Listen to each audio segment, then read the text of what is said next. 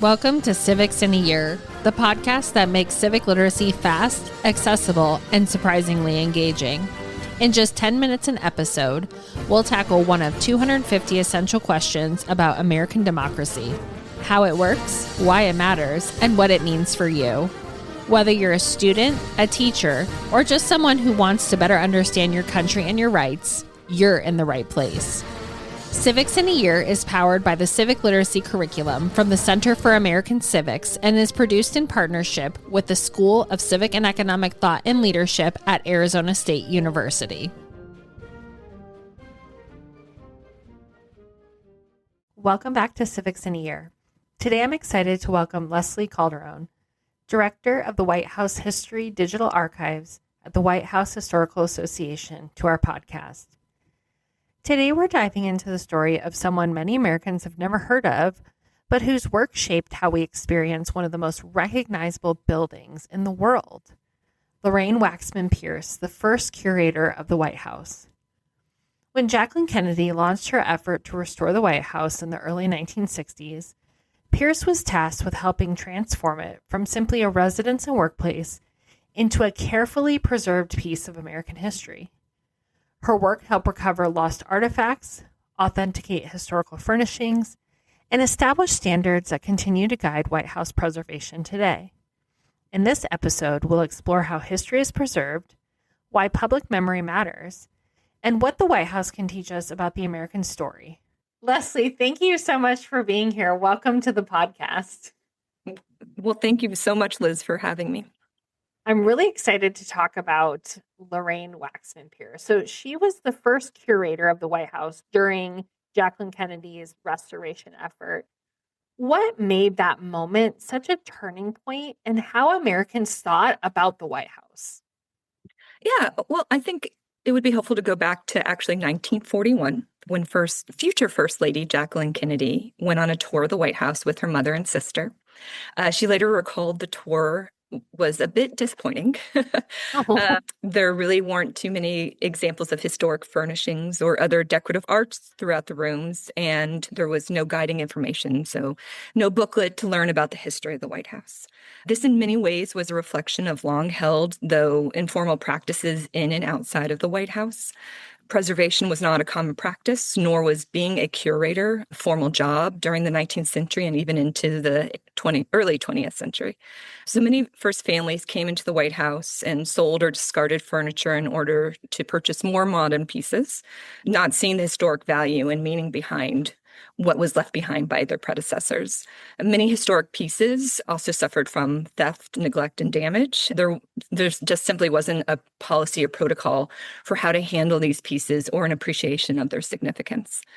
There were several First Ladies, I should note, and White House hostesses who did take a curatorial role over the years. First Lady Caroline Harrison, for instance, made an inventory of pieces of historical significance in the House and advocated against replacing the furnishings in the White House. And then there was First Lady Lou Hoover, who notably oversaw the first comprehensive inventory of pieces in the White House collection. So this really sets the stage for Jacqueline Kennedy, the impact of her 1941 White House tour, and then her arrival at the White House in 1961 as First Lady. Her arrival coincided with perhaps a deeper appreciation for historic homes and the professionalization and scholarship that had developed in the museum field over the previous decades. It also coincided quite nicely, I think, with the advent of television and the impact of Mrs. Kennedy's 1962 CBS tour of the White House, of course. So now the White House was there for everyone in America to see from the comfort of their homes. You know, we're so used to seeing the White House on the news every day, and it's easy to lose sight of how exciting it must have been to watch Mrs. Kennedy's tour. Upon her arrival at the White House, Mrs. Kennedy quickly began making large plans to restore the rooms of the White House. Her plans and efforts led to the establishment of the Fine Arts Committee to help oversee and advise the restoration work. As their work quickly progressed, though, it was recommended that Mrs. Kennedy hire a permanent White House curator, and Lorraine Waxman Pearce was hired in March 1961. Lorraine had a master's degree from the Winterthur program in early American culture through the University of Delaware. So she was an expert on the decorative arts and had professional experience with collections management, cataloging, and implementing museum standards so that it was the first time really someone with her expertise was on the White House staff. So much of the public sees the White House as a political space, but Lorraine Waxman Pearce helped Americans see it more as a historical and cultural space too. How did her work change the way history is preserved there? Yeah, so the position of White House curator has certainly evolved in the years since, but when Lorraine Waxman Pearce was hired, her focus was on cataloging existing objects in the White House collection and then screening and researching the authenticity of new objects being donated to the White House. Lorraine came on board just a couple months into the Kennedy presidency, and public interest in Jacqueline Kennedy's restoration of the White House led to a lot of mail with offers from fine and decorative arts collectors looking to donate or sell pieces. When she arrived, she called the curator's office just a room full of mail. So the inventory and catalog, as well as sifting through this massive stack, occupied a lot of her time at the beginning. Her role quickly expanded to establishing what would be the foundations of the Office of the Curator as we know it today. This included setting museum and climate standards for the pieces in the collection, teaching staff to care and handle these pieces, and outreach. Outreach included publishing articles, giving lectures.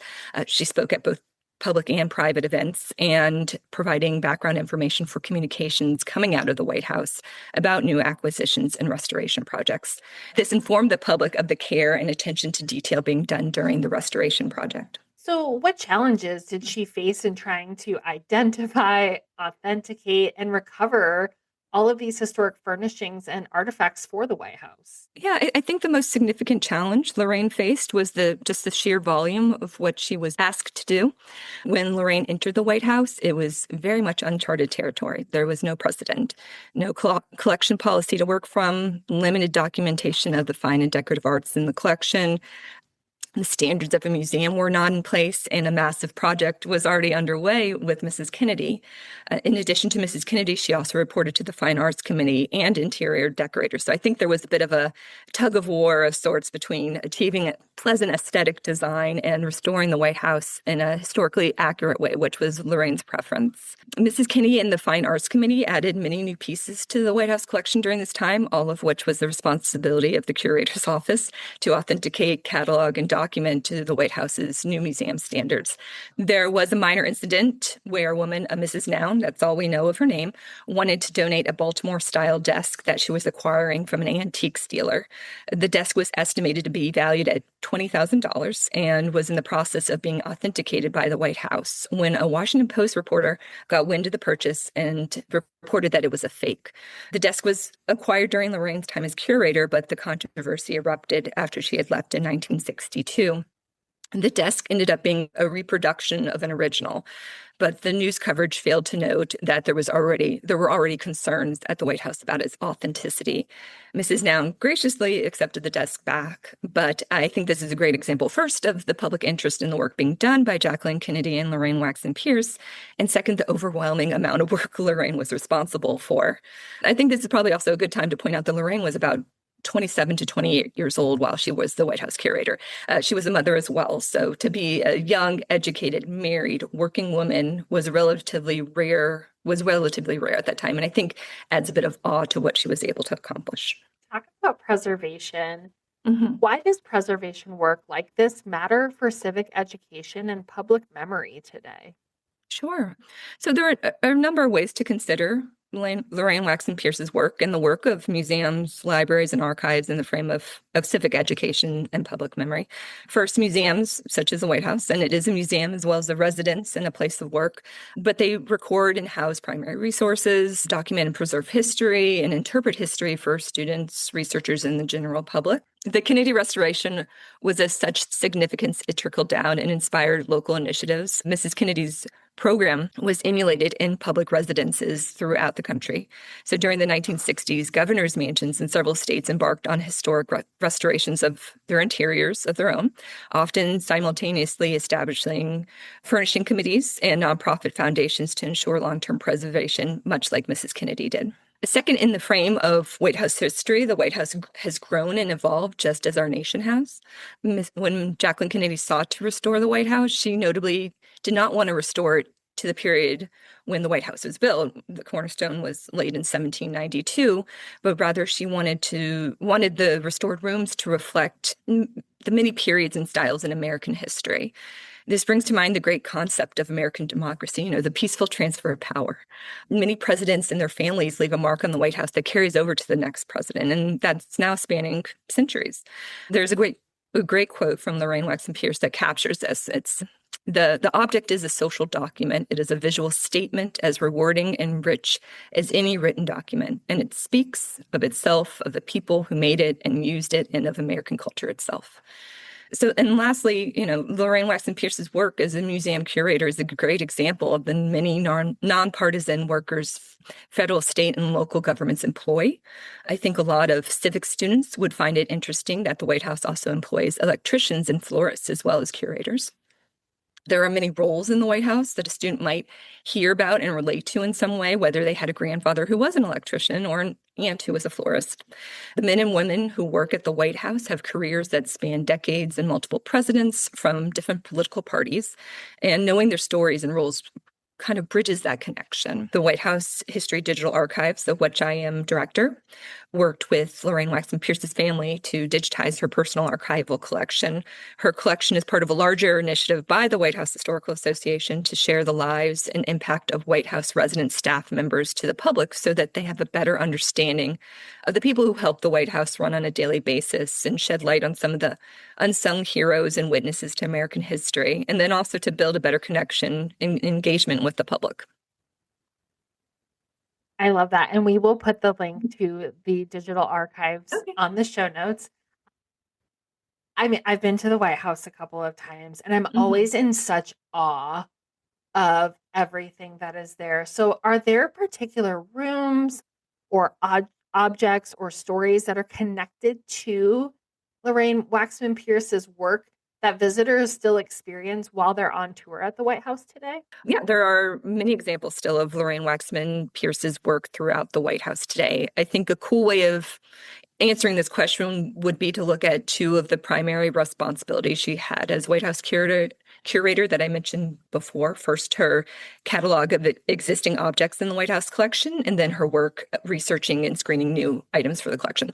So today, if you go into the Red Room of the White House, you will typically see a bust of President Martin Van Buren by Hiram Powers. The bust is a nice complement to the portrait of Angelica Singleton Van Buren. She was President Van Buren's daughter-in-law and acted as his hostess while he was in office. Angelica's a very glamorous portrait. She has a lovely white headpiece on and, voluminous white gown. But the portrait has more recently hung above the mantle in the Red Room. And very, very notably, you can see a depiction of this bust in the background of the painting. This bust was in the Van Buren family for generations until it was bequeathed to the White House in the late 19th century. Lorraine Waxman Pearce, while going through storage, likely perhaps as a part of her catalog, uncovered the bust over 70 years later. And unless the bust has been moved or perhaps is undergoing conservation treatment, you will see it on your tour of the White House alongside Angelica's portrait in the Red Room. The second item of Lorraine Waxman Pearce's work you can still see in the White House is the state dining room mantle. You may not realize it, but you have likely seen this mantle since George Peter Alexander Healy's famous portrait of Abraham Lincoln hangs right above it. So when there is a state dinner, you may see the portrait behind the president or visiting head of state when they're giving their traditional toast. The mantle was a replica of one that President Theodore Roosevelt had installed in the state dining room in 1903. The mantle was unique for Roosevelt's insistence that it have a bison head carved in it over the traditional lion's head. The original mantle was removed during the Truman renovation of 1948 to 1952.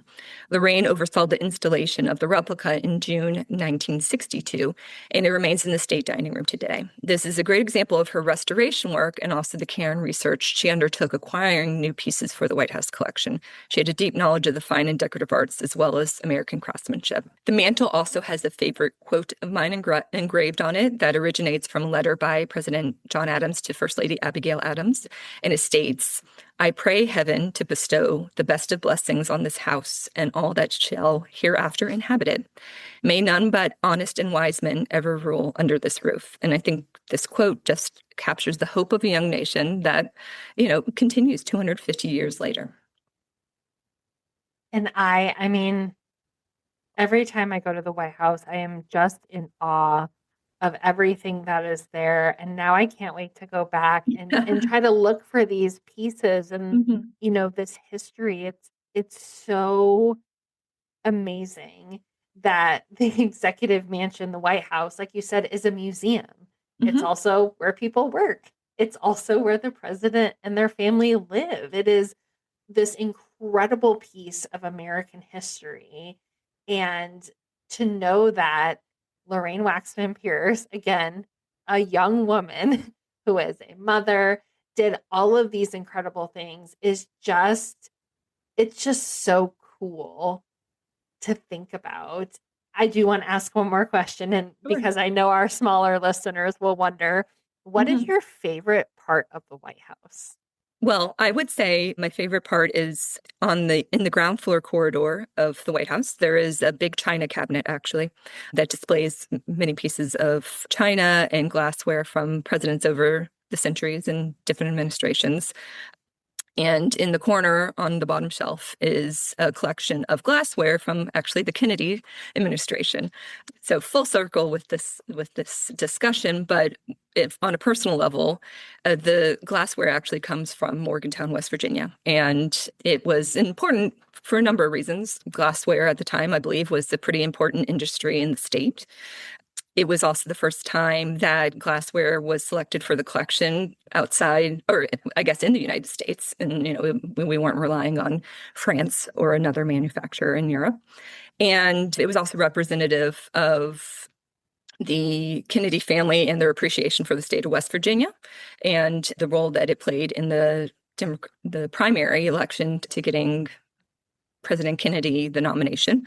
And on a personal level, my mom is from a small town in West Virginia, and she remembers Kennedy's coming and how important it was and seeing them driving down the main street in town and getting that experience. So I remember hearing that story, and I also remember being able to visit Morgantown Glass when I was younger.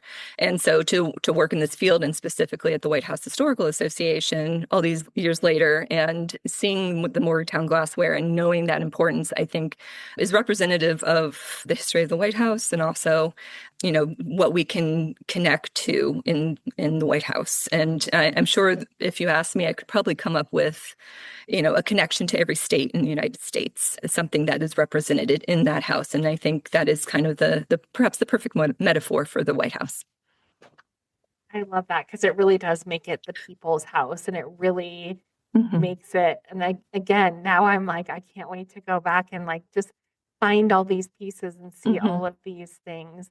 Leslie, thank you so much for introducing us to this incredible person in history and for giving us kind of a peek into the White House again as this public space and as this museum that hopefully over the next 250 years will continue to expand and hold all of these incredible artifacts of American history. Well, thank you so much for having me, Liz. Thanks for joining us on another episode of Civics in a Year. If you enjoyed this episode, be sure to subscribe and share it with someone who cares about a constitutional republic as much as you do. For more episodes, resources, and updates, follow us on social media or visit us at civics.asu.edu. Make sure to check out the show notes for any relevant links. Special thanks to the United States Marine Band for their performance of the Stars and Stripes Forever. Let's keep building a stronger constitutional republic, one episode at a time.